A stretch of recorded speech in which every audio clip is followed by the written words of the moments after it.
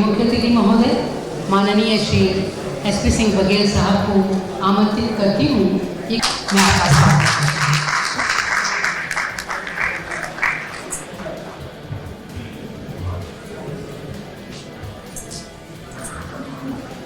आयुष्मान भारत न्यास द्वारा आयोजित ये इंटीग्रेटेड कॉन्फ्रेंस और चिकित्सकों का सम्मान समारोह और श्रीमती मंजूषा रंजन द्वारा रचित पुस्तक स्वर्णिम भारत प्राण जगत के ये लोकार्पण समारोह में बधाई है।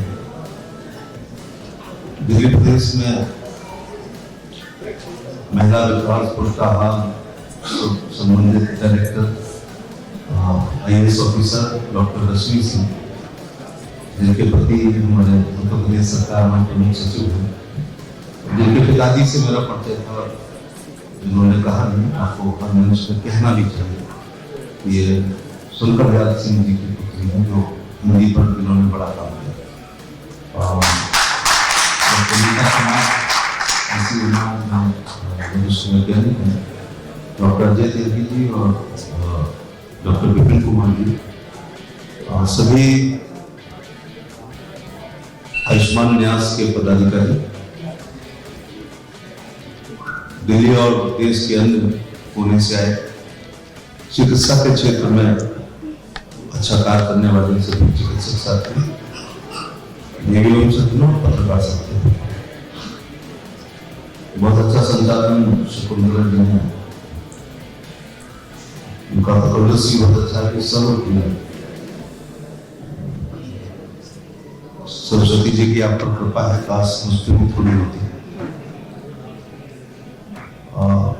सबसे पहले बधाई देना चाहूंगा सभी चिकित्सकों का, जिनका यहाँ सम्मान हुआ।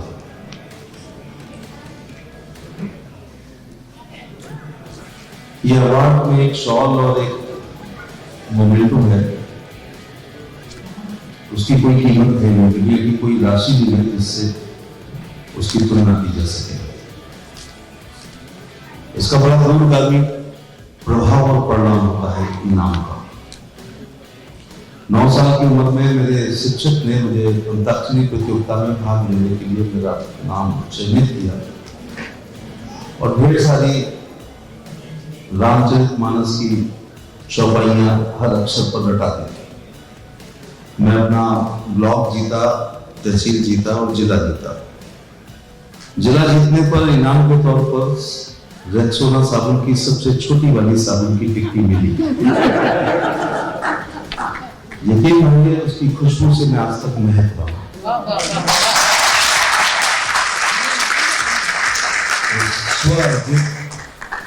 साबुन की टिक्की को लेकर अपने भाई के साथ जब मैं अपने गांव के कुएं पर नहाने गया, उसका ये प्रभाव है कि उस इनाम की साबुन की टिक्की ने पैरों की कपकपाहट को दूर कर दिया, मंच के डर को दूर कर दिया और माइक की फोबिया को दूर कर दिया। सारे चिकित्सक लोग बैठे हैं, वंडरफुल ऑडियंस है, बुद्धिजीवियों की है। इधर आप देख सकते हैं मेरे पैर भी कपकपा रहे हैं, मैं ज्यादा इसके बाद दुनिया के बेहतरीन साबुन लगाने के सरकारी और अर्ध सरकारी अवसरों पर मौके मिले, वो खुशबू मिल नहीं रही है। जिस समय यहाँ विभिन्न चिकित्सकों को सम्मान के लिए बुलाया जा रहा था, उनके कुछ साथी भी आए हुए, तो एक सेकंड के लिए भी जीवन के अंदर यह क्यूरियोसिटी हुई होगी, काश हमने भी कुछ अच्छा किया होता या ज्यादा अच्छा किया होता तो हम भी पुरस्कृत होते। ये काश अगले सम्मान समारोह में हमको ले आएगा। ये सम्मान समारोह में मैं मुझे कोई निमंत्रण देता है तो मैं जाने की कोशिश करता हूँ, और ये आम लोगों को मिलता ही नहीं, ये कुछ क्रैक लोगों को मिलता है, ये हल्के साइको लोग होते हैं, और ये मैं क्या कहूँ इनको जुनूनी लोग। मॉर्निंग वॉक हो जाए, प्राणायाम भी हो जाए, कपालभाति भी हो जाए, ब्रेकफास्ट टाइम पे हो जाए, लंच टाइम पे हो जाए, दोपहर में नींद हो जाए, हाई टी हो जाए, टाइम पे डिनर हो जाए, टाइम पे नींद हो जाए, जिंदगी में इनाम नहीं मिलेगा। ये वो लोग होते हैं जो कुछ एक्स्ट्रा काम करते हैं। एक्स्ट्रा काम के लिए एक्स्ट्रा समय काम करना पड़ता है। ये अर्ली बेड और अर्ली राइज वाले, मैं बताया ना, ये कुछ हल्के से पागल लोग होते हैं। ऐसी मेरी राय है। और ऐसे जुनूनी ही लोग कुछ कर सकते हैं जिनको संकी कहा जाता है। लोगों को इनके गले की मालाएं तो दिखाई पड़ती हैं, पैरों के छाले नहीं दिखाई पड़ते हैं और हाथों की टीके नहीं दिखाई पड़ते।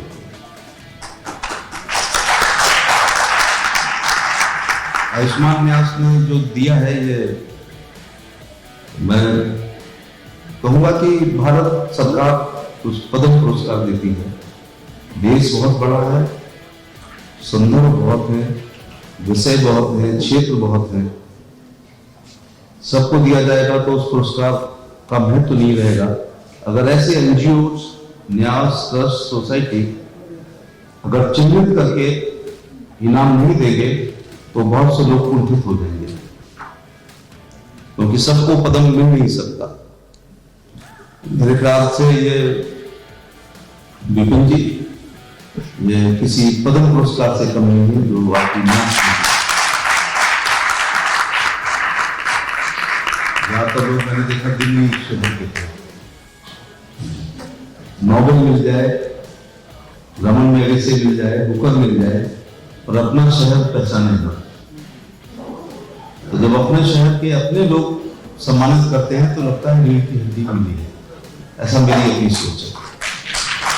अलग बात है कि मैंने तय कर रखा है, उस साबुन की टिक्की के बाद मैंने जीवन में कोई पुरस्कार लिया नहीं, क्योंकि उसके पीछे मेरा अपना दर्शन है। लोगों ने 24 लाख लोगों ने चुना, इससे बड़ा पुरस्कार कुछ हो नहीं सकता। और इसीलिए हम जिताए जाते हैं कि हम दुख सुख में काम करें, तो हम कोई एक्स्ट्रा काम कर ही नहीं रहे। केवल एमपी का मतलब सड़क, स्कूल, बिजली, पानी, नाली, खरंजा या फाइनल रिपोर्ट, चार्जशीट, बंदूक का लाइसेंस या विधवा, विकलांग, वृद्धावस्था पेंशन या शादी ब्याह, 13वीं भागवत कथा, रसिया दंडन का पानी, कुआ पूजन, एकादशी का व्रत, उद्यापन भी नहीं होता है, बल्कि उसको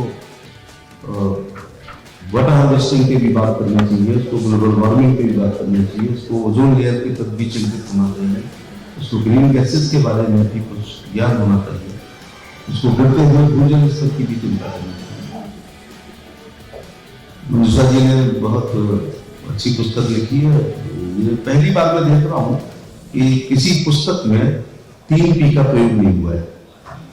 वरना जिस कवि सम्मेलन में मैं जाता हूं 3 पी पर ही कविताएं मिलती हैं, पुलिस, पॉलिटिशियन और पाकिस्तान। हम जाते हैं और रात भर गाने सुनते हैं। पाकिस्तान को उनका बस चले तो फौजें हमें विड्रॉ कर लेना चाहिए, वीर रस वालों को भेज देना चाहिए, सारा काम कर देना। और पुलिस के बारे में भी लिखते हैं। ये अलग बात होती है, कहते हैं ये यहाँ की पुलिस के बारे में नहीं है, हमारा दूसरे राज्य की पुलिस के बारे में। कन्या भ्रूण हत्या की भी बात होनी चाहिए। राष्ट्रवाद पे आपकी पुस्तक में मैंने काफी अच्छा देखा। प्रधानमंत्री गरीब कल्याणकारी योजनाएं कर रही है, उसको आपने कविता में ढाला है। किला कमलपुर साथ में भी आपने प्रधानमंत्री जी के प्रथम कार्यकाल के कालखंड को चित्रित किया है। होना भी चाहिए। अगर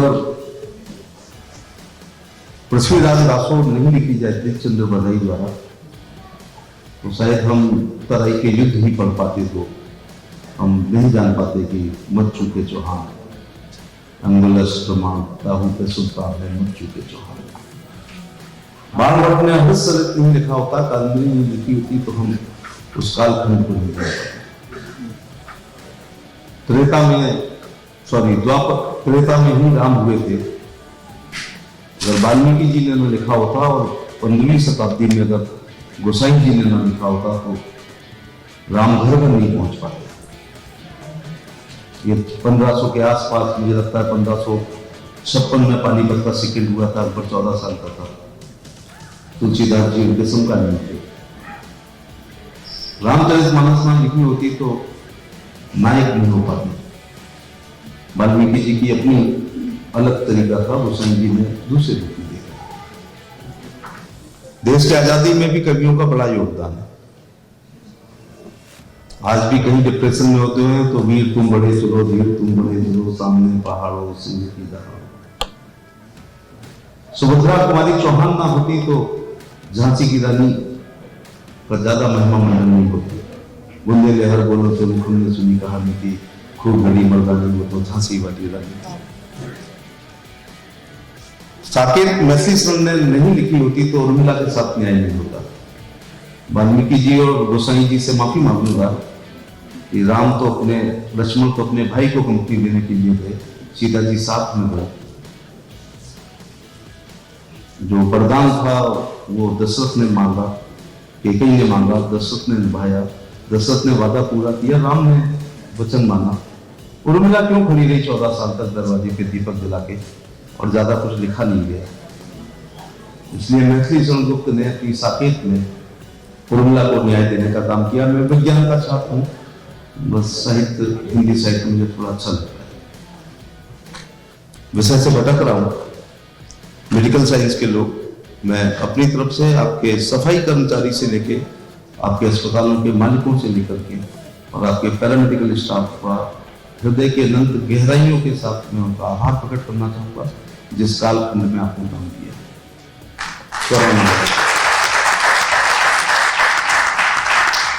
चिकित्सक भगवान का स्वरूप होते हैं, इसमें कोई दो राय नहीं है। लेकिन एक आजकल नई चीज चली हो गई है कि एनआरसी की स्पेलिंग ना लिखने वाले आपके प्रिस्क्रिप्शन को तय करते हैं कि सही लिखा या गलत है, क्योंकि नर्सिंग होम तोड़े जा रहे हैं, चिकित्सकों के साथ दुर्व्यवहार हो रहा है। आगरा तो अस्पतालों का शहर है। कुछ हो सकते हैं जो अच्छा ना करते हैं, लेकिन कोई चिकित्सक क्यों चाहेगा कि उसके यहां लोग मरे और दुर्गंध दूर तक जाए और मरीजों की कमी हो। जब एक मरीज ठीक होके जाता है तो उसके 20 रिश्तेदार मिलने वाले आते हैं तो अस्पताल का नाम पूछते हैं, तो ठीक होके जाएगा तो कुछ नए मरीज और आएंगे। जब आप 16 घंटे पढ़ते हो तब जाकर नीट क्वालिफाई करते हो, फिर वहां 12-14 घंटे हो पढ़ते हो तब पास होते हो, फिर एक नई जिंदगी आपकी पीजी वाली शुरू होती है कि उसके लिए तो मुझे लगता है कि यूजी से भी ज्यादा पीजी के लिए तैयारी करते हैं। उसके बाद पता नहीं क्या, लगभग जब बूढ़े होने वाले होते हो तब पहला मरीज आपको मिलता है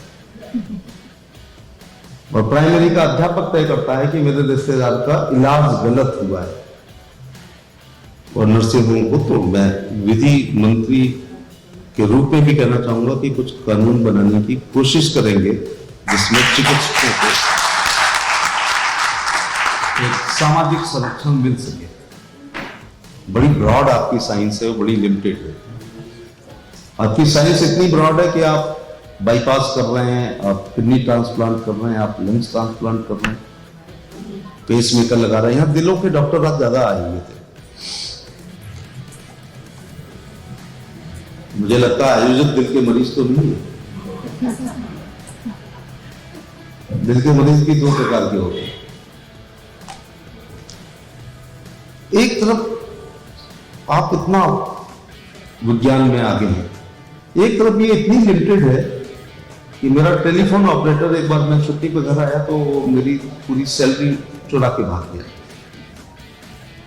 वो high school fail Ram Narayan Ghoomar था। 3 महीने किसी डॉक्टर के यहाँ पुड़ियां बनाता रहा और 3 महीने बाद लौट के आया तो डॉक्टर आर्यन कश्यप होके लौटा।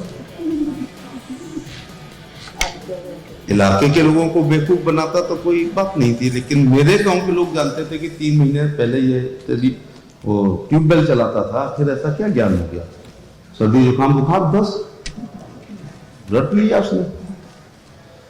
एक दिन मैंने कहा देखूं तो ये इसकी चिकित्सा पद्धति क्या है। तो मैं निकल रहा था तो उसकी दुकान पे बैठ गया, हाथ रखते ही ढेर सारी मेरी शर्ट गंदी हुई उनकी मेज पर। तो वो स्टेथोस्कोप से मैं कोई चिकित्सा शिक्षा का छात्र नहीं हूँ। स्टेथोस्कोप से वो एक मरीज का सिर देख रहा था, फिर उसने घुटने देखे, फिर पैर देखे, हद तो तब हो गई उसने कहा जीभ निकालो, और जीभ पर भी स्टेथोस्कोप रखा। मजा तो तब आया जब मरीज ने कहा कि डॉक्टर सुभाष त्रिपाठी 50 रुपए लेता है, केवल सीना देखता है। ये एमबीबीएस डॉक्टर है और इन्होंने 5 रुपए में पूरे शरीर का चेकअप संयोग से अपनी लिखी दवा को शायद हमारे राम नारायण कश्यप ने खा ली, अब वो स्वर्ग सुधार गए हैं। तो इतनी छोटी है और इतनी बड़ी है ये। लंग्स ट्रांसप्लांट होता है, क्या क्या होता है। अभी भी आपको बस एक कदम आप पीछे हैं। मुझे लग रहा है मैं लंबी बात कर रहा हूं। हम विश्वगुरु थे, हम हैं नहीं, हम होंगे।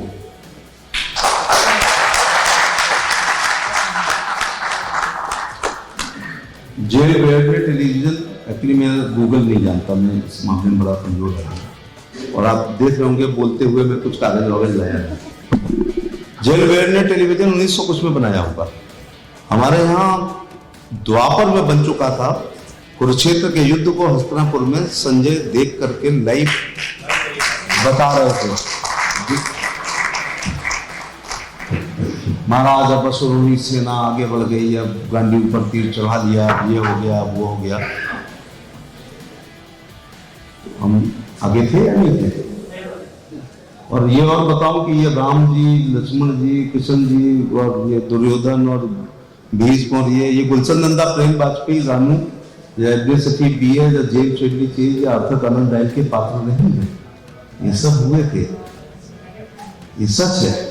क्योंकि समकालीन किसी कवि ने नहीं कहा है कि कौशल्या, केकई, सुमित्रा के अलावा चौथी रानी और थी, गोसाई जी भूल गए, या लड़कों के अलावा 2-3 बच्चे और थे, लेखक भूल गए। या कभी किसी ने ये कहा कि रावण की पत्नी मंदोदरी नहीं थी, वो तो और कोई थी। दूसरे पक्ष के बारे में कभी किसी ने कहा कि मेघनाथ बेटा नहीं था, तो दूसरा और कोई था, गलत नाम है। या कुंभकर्ण भाई नहीं था, या सुपर्णखा बहन नहीं थी, या ताड़का खरदूषण नहीं थे। किसी पात्र पे किसी ने कभी भी कहा। आज आप किताब लिखो, अभी इसको समालोचना के लिए भेजी जाएगी तो 50 बातें लिखी आएंगी। ये मैं माइंड सेट करने को कह रहा था कि जब सब बातें सही हैं तो फिर जन्मभूमि चाहे कृष्ण की हो, राम की हो, उस पर शक नहीं होना चाहिए। इतनी बातें सही है, यहां तक कि उनका सचिव सुमंत, नौकरानी मंत्रा, संध्रा किसी ने लिखा क्या? नहीं, तो संध्रा थी, वो मंत्रा नहीं थी। कहने का तात्पर्य मेरा, चाहे हजारों पात्रों का मैं नाम अभी ले सकता हूं। हमारे चीफ इंजीनियर नलनील थे, किसी ने कहा कि उन्होंने नहीं पुल बनाया था, किसी दूसरे ने बनाया। तो ये सब बातें सच है। ईश्वर जो है ना, वो शक, सुबह और शोध का विषय नहीं है। बेवकूफ लोग हैं जो उन पर पीएचडी करते हैं, तो कहते हैं हमने पीएचडी की है राम पर। वो तुमने क्या पीएचडी की? हर चौपाई की पीएचडी हो सकती है। तो हम विश्वगुरु थे। राइट ब्रदर्स ने जहाज बनाया 1900 कुछ में, भारद्वाज जी ने बनाया था त्रेता में, रावण हाईजैक करके ले गया था। और अब से अच्छा था, तो जहाज का वर्णन सुनो, इच्छा अनुसार था, वातानुकूलित था। हम अपने अभी फोर्स को फायर ब्रिगेड जैकेट पूरी नहीं दे पा रहे हैं, लेकिन प्रहलाद की बुआ पर, होलिका पर फायर प्रूफ थी, हवा आ गई थी, उससे उड़ गई, प्रहलाद पे आ गई, प्रहलाद बच गए, वो मर गए। बुलेट प्रूफ जैकेट अगर अभी हम सबको दे सके तो बहुत सी कैजुअलिटी कम हो सके, लेकिन कर्ण के पास थी, कर्ण के पास उस जमाने में। और अब मार्कोनी ने वायरलेस, पता नहीं, फिर मैंने कहा मैं बस आईटी का कमजोर छात्र हूँ, वायरलेस मार्कोनी ने बनाया, रेडियो बनाया। लेकिन मेरे ही शहर से जब कंस अपनी प्यारी बहन को लेकर के फतेहाबाद, शमशाबाद डॉकी होते हुए मथुरा जा रहा था, तो आकाशवाणी हुई थी कि जिसको ले जा रहा है इसका पुत्र ही तेरा वध करेगा। हमारे पास एफएम बहुत पहले था। ऐसे में सैकड़ों उदाहरण आपको दे सकता हूँ।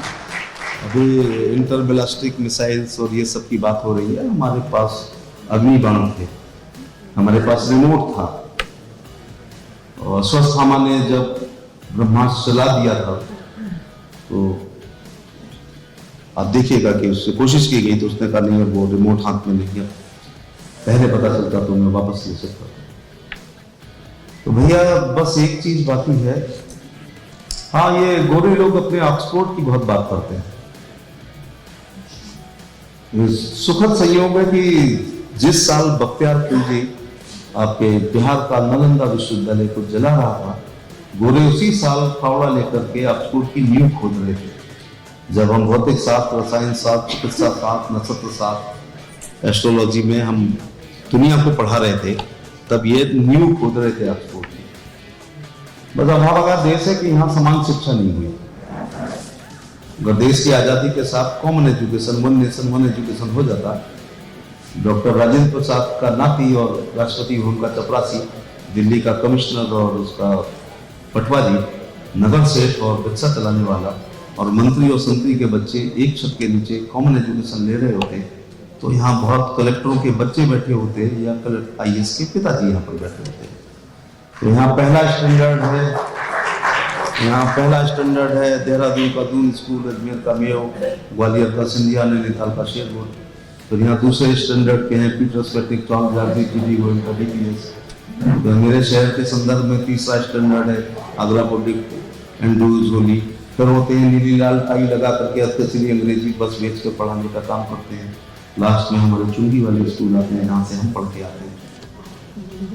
तो पांचवी प्रकार की शिक्षा लेकर के जब पहली प्रकार के बच्चों के साथ कंपटीशन में जब हम IAS का फॉर्म भरेंगे तो हमारा सिलेक्शन नहीं हुआ, इसमें हमारी गलती नहीं है, क्योंकि हमने 11 साल की उम्र में कक्षा 6 में पहली बार अंग्रेजी मेम साहब से मुलाकात की थी।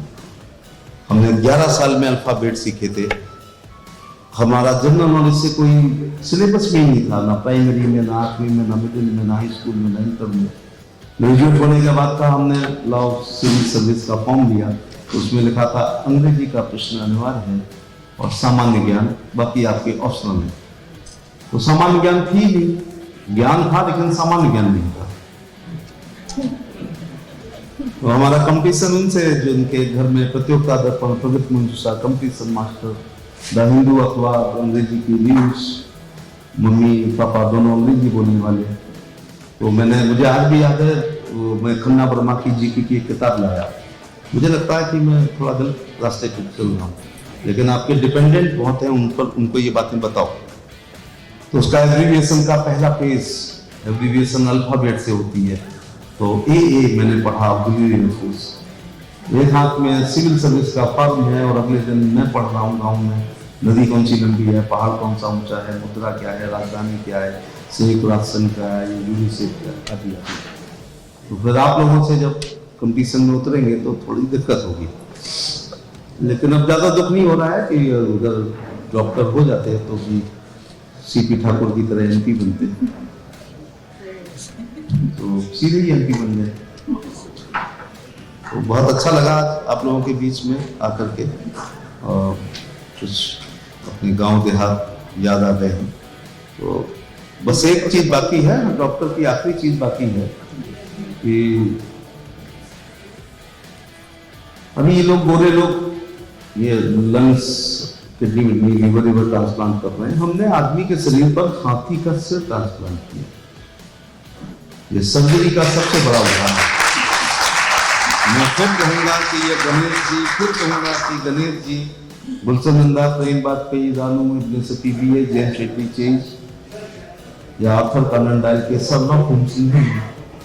ये हमारे रुद्रता प्रथम भगवान हैं, इसलिए वो जीवित हैं, वो जीवित रहे थे और उनको क्या भोजन वो भी पता है। कपित जम्बू फल चार भक्षणों में मां स्वतंत्र विनाश करते।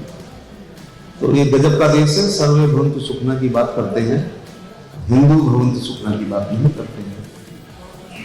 पप्पी और पप्पू भवन्तु सुखना की बात नहीं होती है। ये वसुदेव कुटुंबक का देश है, ये सर्वे भवन्तु सुखना वाला देश है। एक बात चिकित्सकों से जरूर कहना चाहूंगा कि गजब का सम्मान है आपका। फिल्म में जब दिखाते हैं कि मंत्री बीमार है तो एक चिकित्सक आते हैं तो उनका छोटा सा बेड को घर का कोई सदस्य उठाता है, ये है। और शहर का सबसे बड़ा गुंडा जब चिकित्सक के सामने से गुजरता है तो गर्दन झुका के जाता है, अच्छे शिक्षक और अच्छे चिकित्सक के सामने। मैं जिस विभाग का मंत्री हूँ उन अधिवक्ताओं में और आप में एक फर्क है कि जब मैं IMA से कहता हूँ कि कुछ चैरिटी करो तो आप कैंप लगाते हैं, जब मैं रोटरी क्लब लायंस क्लब से कहता हूँ तो कुछ वेलफेयर स्कीम लाते हैं, लेकिन ये वकील लोग एक भी मुकदमा गरीबों के लिए नहीं होते। इसलिए बहुत से लोग अदम पैरवी में जेलों में निरुद्ध हैं। तो बहुत मंजूषा जी आपका, विपिन जी आपका धन्यवाद कि बहुत ही मेरी फिजिक्स खराब थी इसलिए मैं डॉक्टर नहीं बन पाया, और अपनी औकात और हैसियत सबको पता रहना चाहिए। हमारे दुख का कारण यह है कि हम जो है चादर हमारी बहुत बड़ी हम लेने की कोशिश करते हैं। मुझे पता था ये न्यूमेरिकल्स में नहीं कर पाऊंगा, इसलिए मैं लोगों को आजकल अपने क्षेत्र में समझाता हूँ कि गणित और अंग्रेजी की ट्यूशन जरूर लगाएं। अगर 1000 का गणित और 1000 में अंग्रेजी मिलती है, भाई दिल्ली में नहीं मिलती, हमारे यहाँ मिल जाती है। 2000 रुपये महीने, साल में 24,000, 12 साल में 2,88,000। जिसका गणित अच्छा है उसकी फिजिक्स अच्छी है। ऐसे बच्चे IIT करते हैं, नहीं तो ITI करते हैं। और IIT और ITI में उतना ही फर्क है जितना रश्मि जी में और उनके खिलाफ में फर्क है। अंग्रेजी का मैं पक्षधर नहीं हूँ, लोक भाषा, लोक भोजन, लोक भूषा का मैं हिमायती हूँ। या तो लोहिया सफल हो जाते हैं कि अंग्रेजी में काम ना होगा, फिर से देश गुलाम ना होगा। सुनसो पाने बांधी घाट, पिछले पावे सौ में साथ, अगले लोगों की क्या पहचान, पिट अंग्रेजी का ही इंसान है ना। तो लाल मकाले को भगा देते, भगाया तो सिलेबस से बाहर करते, क्योंकि फ्रांस, जापान, चाइना, कोरिया, पता नहीं कितने देश, जर्मनी बिना अंग्रेजी का एक शब्द बोले विकसित राष्ट्रों में आए हैं। ये एलिजाबेथ और विक्टोरिया का कमाल है, और 1857 की हार का ये दुष्परिणाम है कि ये मेम साहब को हमें पढ़ना पड़ रहा है। लेकिन मैंने Rome do as Romans do, अब मैं अंग्रेजी की हिमायती हूँ, अंग्रेजी का हिमायती हूँ। अगर आपकी शक्ल ठीक है और एक ठीक सा सूट पहन के टाई लगा के पटाखेदार अंग्रेजी बोलते हैं तो 50,000 की नौकरी जरूर लगती है। और मैं जब अंग्रेजी में सिफारिश करता हूँ तो काम ब्यूरोक्रेट्स ज़्यादा अच्छा करते हैं, जब हिंदी में करता हूँ तो ज़रा कम ध्यान देते हैं।